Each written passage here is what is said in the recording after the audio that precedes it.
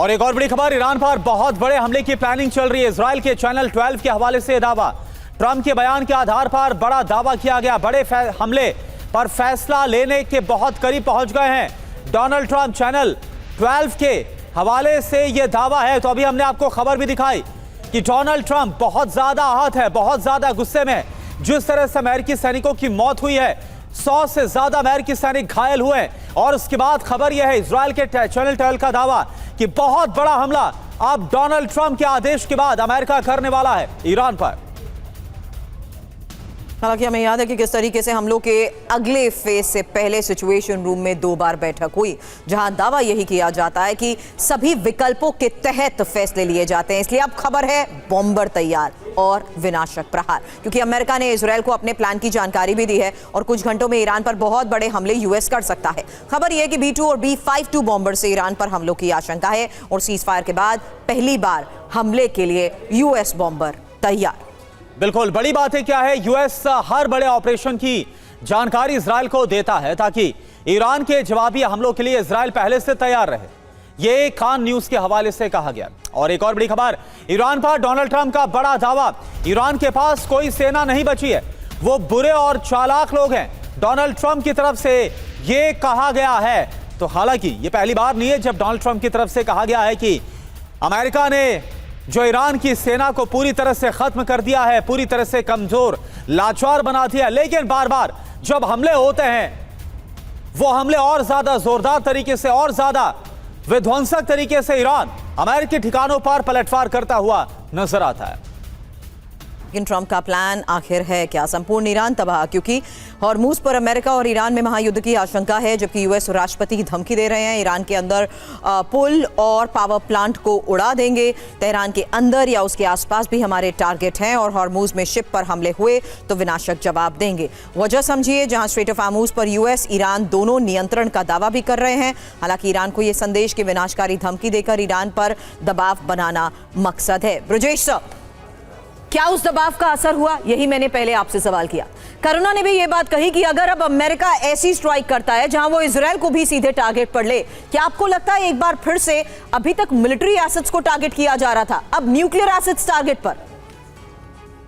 देखिए, अमेरिका और ईरान में बहुत ही पावर एसिमेट्री है। आप कुछ भी कह ले, अमेरिका की क्षमता बहुत तगड़ी है और उनकी कैपेसिटी है जो टमाहोक मिसाइल्स हो या बाकी सिस्टम से रिप्लेनिश करने की बहुत ज्यादा। अमेरिका के पास समय है, ऐसा लग रहा है, जो कि ईरान के पास शायद ना हो।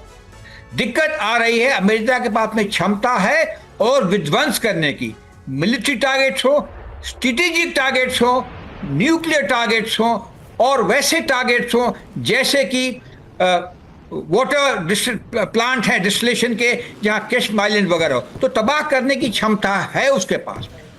लेकिन दिक्कत यह है कि ईरान की लीडरशिप कौन सी है। अगर ट्रंप साहब की मानते हो तो कहते हैं हमने 2 लेयर की लीडरशिप खत्म कर रखी है, लेकिन हमको लोगों को यह भी पता है IRGC है या उनके पुराने क्लर्जी हैं या खलीबाग साहब हैं। तो ये दिक्कत आ रही है, किससे बात होगी, क्या होगी। मेरा ये मानना है जो और कुछ और दिन चलेगा जब तक कि ईरान के अंदर का ये अंदर का मतभेद खत्म नहीं होता है और बात नहीं कर पाते हैं, क्योंकि लड़ाई से कोई हमला नहीं है। बिल्कुल बिल्कुल, और ये लड़ाई इसका लगातार जारी, वक्त बहुत कम है, बहुत जल्दी एक quick reaction DK Pandey sir आपसे। सर, इस वॉर ऑफ एट्रिशन में, क्योंकि यही नजर आ रहा है कौन पहले थकता हुआ नजर आ रहा है, इस पर मैं बात करूं, लेकिन इससे पहले एक बड़ी खबर आ रही है। इस बड़ी खबर का हम रुक कर खत्म होने की कगार पर अमेरिका का missile stock, PAC-2 JAMT patriot मिसाइलों का नया ऑर्डर। 30 सालों में पहली बार अमेरिका ने दिया है यह ऑर्डर। ईरान पर 1400 से ज्यादा पैट्रियट मिसाइलें दागी गई। यह खबर इस वक्त सामने आ रही, खत्म होने की कगार पर है यूएस का मिसाइल स्टॉक। कहा तो अमेरिका बोल रहा है कि ईरान के तमाम हथियार, मिसाइलें, सब कुछ खत्म कर दिया गया, लेकिन हालत यह है कि असर यह हो रहा है कि अमेरिका के ही जो हथियार हैं, अमेरिका की मिसाइल, सारा जखीरा खत्म होने की कगार पर है। और यह सब कुछ क्या बहुत जल्दी भरपाई हो पाएगी, यह अपने आप में एक बड़ा सवाल है। तो तो अमेरिकी हथियारों का जखीरा खत्म। पैट्रियट मिसाइल जंग से पहले आप देखिए, अगर स्टॉक की बात करें, जंग से पहले कितनी थी? 2300 से ज्यादा इंटरसेप्टर मौजूद थे। लेकिन ईरान जंग में कितनी खपत हो गई? 1400 से ज्यादा की खपत होगी और लगातार अभी भी ईरान हमले कर रहा है। अब आप देखिए लागत प्रति यूनिट कितनी आती है। एक पैट्रियट मिसाइल की लागत आती है $39 लाख। आप समझ सकते हैं प्रोडक्शन अवधि कितनी लगती है? 3 साल 6 महीने प्रोडक्शन की अवधि है। इतना लंबा ड्यूरेशन है। मौजूदा हालात क्या है? सिर्फ 900 इंटरसेप्टर ही इस वक्त बचे। 2029 तक पूरा स्टॉक हो पाएगा? इतना लंबा टाइम लगेगा? मैं यही सवाल आपसे कर रहा था डीके पांडे सर कि जब हम वॉर ऑफ एट्रिशन की बात कर रहे हैं कि कौन पहले थकता है, तो ईरान को लेकर दावे तो डोनाल्ड ट्रंप कर रहे हैं, लेकिन लग रहा है पहले कहीं अमेरिका ना थक जाए। देखिए, निश्चित रूप से जो ये एक सिमेट्री तो देखो पनपनी शुरू हो गई है, लेकिन हम देख रहे हैं कि बहुत बड़ा क्षेत्र जो है वो अमेरिका कवर करने का प्रयास कर रहा है। अभी उन्होंने B-52 बॉम्बर्स जो लाने का बात कही गई है, वो स्ट्रेटेजिक बॉम्बर्स हैं, न्यूक्लियर कैपेबल हैं, तो यानी कि वो न्यूक्लियर वॉरफेयर की भी तैयारी में भी है। जहां तक क्षमता की बात है, पेट्रोइड के बारे में हम चर्चा पहले भी कर चुके हैं कि पेट्रोइड उनके पास लगभग 1 दर्जन देशों के उनके पास ऑर्डर्स भी हैं, उनको भी पूरा करना और अमेरिकी के रिक्वायरमेंट को भी पूरा करना, ये बहुत बड़ा चुनौती होगी अमेरिका के लिए अपनी जो रिक्वायरमेंट्स है उसको पूरा करने के लिए, क्योंकि जेलेंस्की भी वहां पर प्रेशर डाले हुए हैं। तो रशिया के खिलाफ उनको जो है पैनापन, उन्होंने एक एज अभी हासिल करने का प्रयास किया है ड्रोन के माध्यम से, लॉन्ग रेंज, तो अब उसको बनाए रखना चाहते हैं। तो ऐसी हालत में निश्चित रूप से अमेरिका को देखने पड़ेंगे वो क्या ऑल्टरनेटिव्स हैं जिसके द्वारा वो अपने मारक क्षमता को बनाए रखे। तीसरी बात जो महत्वपूर्ण है कि जिस प्रकार से आपने पहले कवर भी किया कि उनके जो लोग मारे गए उसको वहां के पॉपुलेशन को कवर कर बताना कि जो बॉडी बैग्स आए हैं, अब तक टोटल 16 लोग जो है